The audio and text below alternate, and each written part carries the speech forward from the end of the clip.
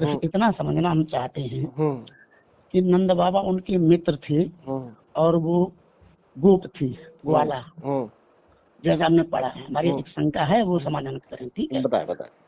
और जो वसुदेव जी थे वो यदुवंशी थे, हम्म वो क्षत्रिय थी। तो नंद बाबा वैश्य थे। नहीं, कौन नंद बाबा वैसे थे? कौन, किसने कहा आपको? आप श्रीमद् भागवत में इस पे आपको व्हाट्सएप नंबर देंगे तो मैं इसी पे भेज दूंगा भेज आपको। दीजिए आप मुझको। ठीक है सर। भेजिए भेजिए, मैं वेट कर रहा हूँ।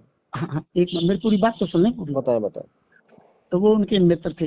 मेरा कहना जो है कि आपको वसुदेव की, आपको ये नहीं पता कि वसुदेव जी में और नंद बाबा में रिश्तेदारी भी थी?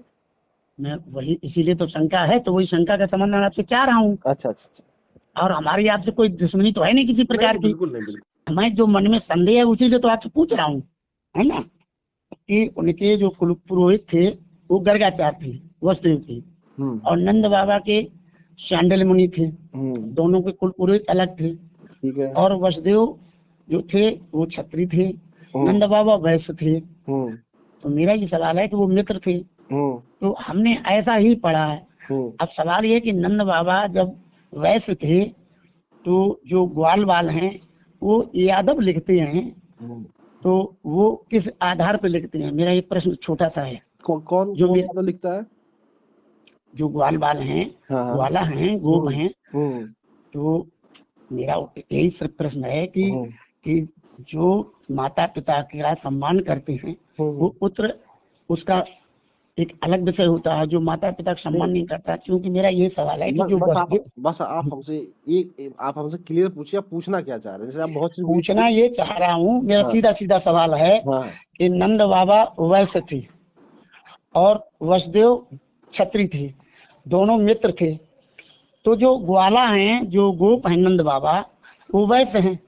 तो फिर वो यादव किस लिए लिखते हैं, मेरा प्रश्न केवल इतना है। मैं आपको हमारे बताऊं, को जो संदेह है वो ये दूर करें। नंद बाबा और वासुदेव जी एक ही हाँ जी। परिवार के दोनों सदस्य हैं, दोनों चचेरे भाई हैं।